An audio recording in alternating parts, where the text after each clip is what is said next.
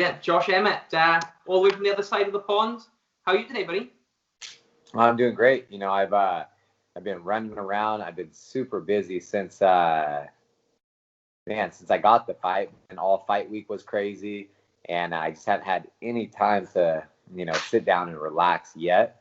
But I love it. You know what I mean? So, can you hear me still? Yeah, hear you good. Hear you loud and clear, buddy. But yeah, a big fight for you, obviously, UFC Sacramento. You were TKO with Mirsad Bektic, a big win for you. Talk to us a little bit about that, because it was a great fight, and you looked really good in that fight as well. Yeah, no, it was gone. You know what I mean? I fought a tough Mirsad Bektic, and I feel like I was saying it all along. I believe he belongs in the top 5. He just, he had a little bit of inactivity over those 13 months, so that's why he was like kind of slowing or going down in the rankings. But he has a bright future ahead of him. You know what I mean? He'll bounce back from that loss, and I see him doing really well in the division. And it was awesome. I got to fight in my hometown of Sacramento, California. The arena was insane. It was so loud. Like watching it on TV does not do justice. Like, it was literally like the cage was rumbling. They were stomping their feet, chanting my name. I got a huge win over such a good opponent, and I put him out in the first round. I had an amazing night at the after party and weekend, and it's been, like I said, just nonstop. I have like different lunch and dinner plans with different people every single day, and I'm doing all these interviews and just, man, but I love it, man. This is why I got into the sport, and until my wife and I, we take off Sunday. We're actually coming over to Europe. Brilliant. Where you headed? We're going all over Europe. So we're going to London. We're going to Czech Republic. We're going to Austria. We're going to Spain, Paris. We're going to Barcelona, Ibiza, Madrid, and then Paris.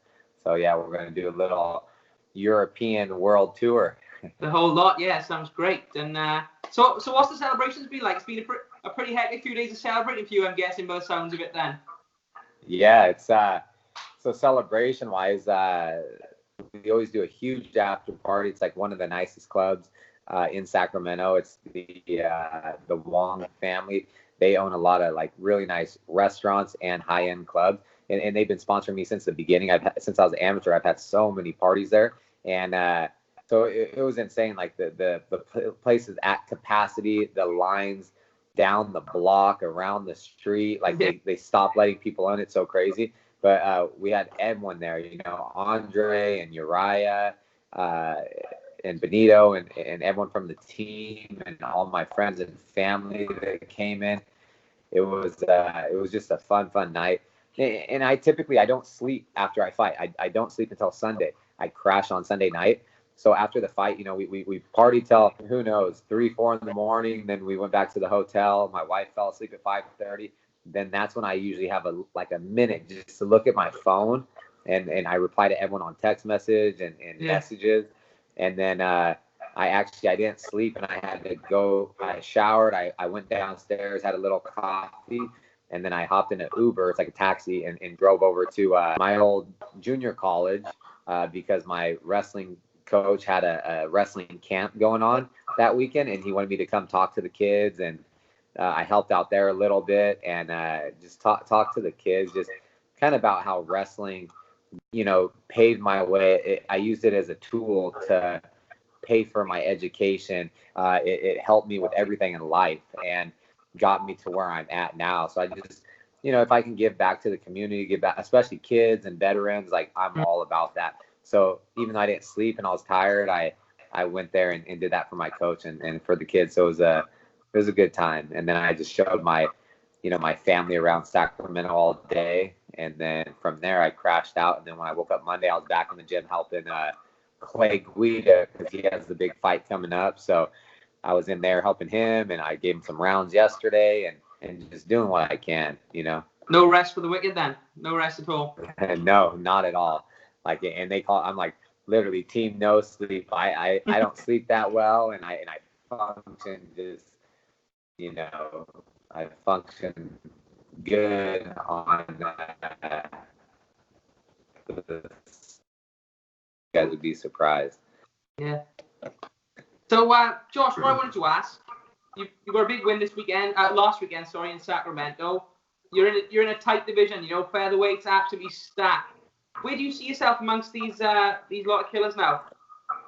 Man, I was right up there before. You know, I in my second featherweight fight, I beat the number 3 ranked guy in the world that's challenged for the title, and fought the best of the best.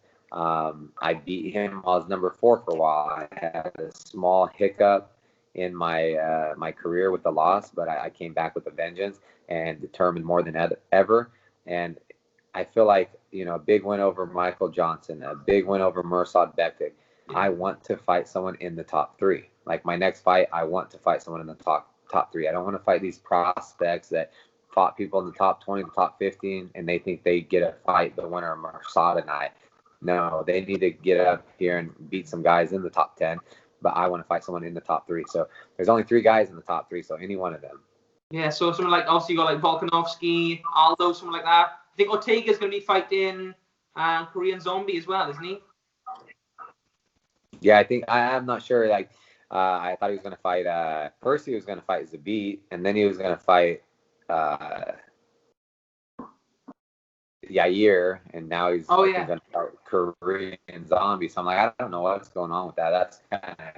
That's crazy to me. But yeah, any one of them. I like Volkanovski, Ortega, or Jose Aldo. But I think Volkanovski's next in line for the title shot. So I think he's getting the winner of Max and Edgar. So it would leave him with Ortega or Jose Aldo, and like all of them phenomenal fighters. They've proven themselves. They're some of the best in the world. But I feel like I'm one of the best fighters on this planet, and my goal is to be a world champion. So I want to fight someone in the top 3 that's lining me up for that title shot. I beat one of them. There's nothing left but a title shot, and that's what I want. That's what I'm set out to do. I've done nothing but, you know, favors and been a company man for the UFC. I've never turned a fight down. I've taken every single fight they've offered me, and they've gone through several opponents.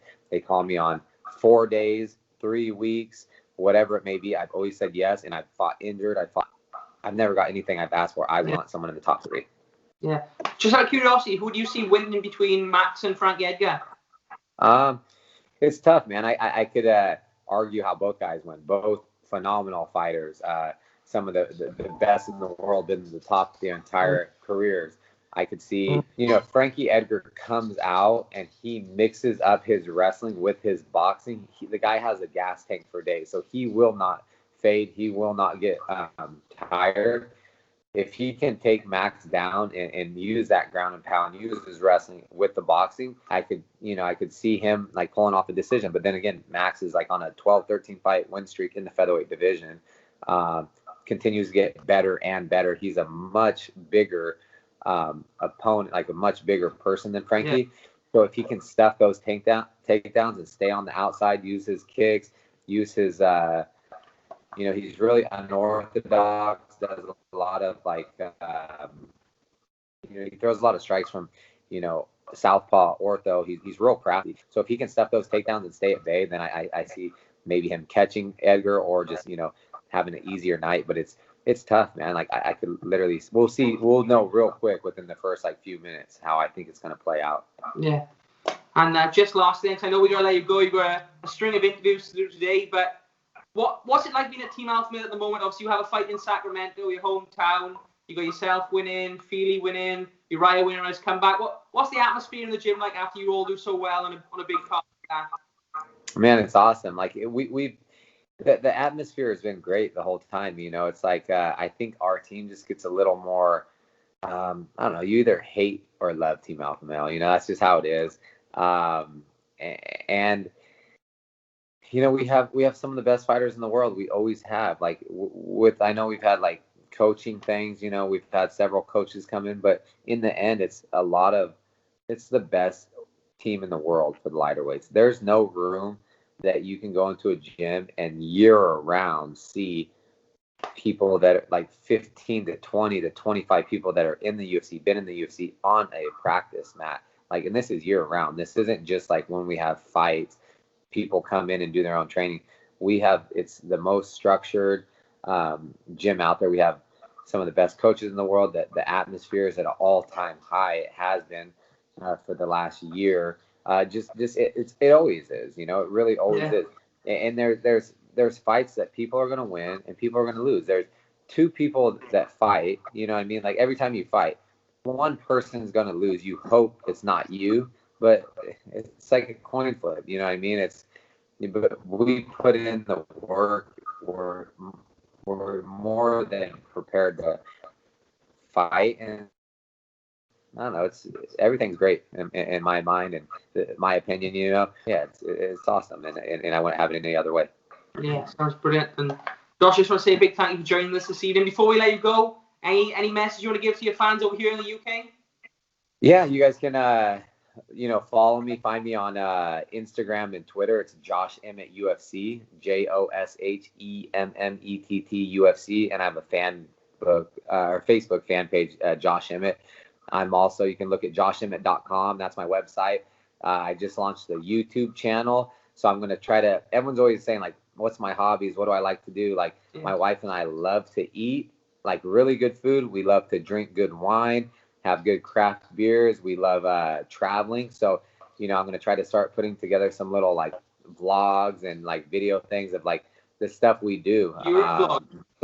Everything, just so I can share it with everybody. But I'm also doing, I have a friends and family discount code for some of the supplements that I use and I truly 100% stand behind. And I credit a lot of my success and the reason why I got back to fighting from these. So, I'm giving it to all my fans now, because they're behind me, friends and family. So all my fans. So if they go to joshemmett.com, they can find my Mastermind supplement website on the bottom. They can find Sky Natural CBD on the bottom, and the discount code is EmmettFF. So it's EMMETTFF, and it's 25% off all products, and Mastermind ships worldwide. So check it out, and that's my spiel. Brilliant. Well, Josh, we look forward to seeing the vlog for Europe, buddy. And once again, congratulations on the win. A really great performance. And we look forward to seeing you back in there again. Awesome. Thanks for having me. I appreciate it. Thank you, Josh.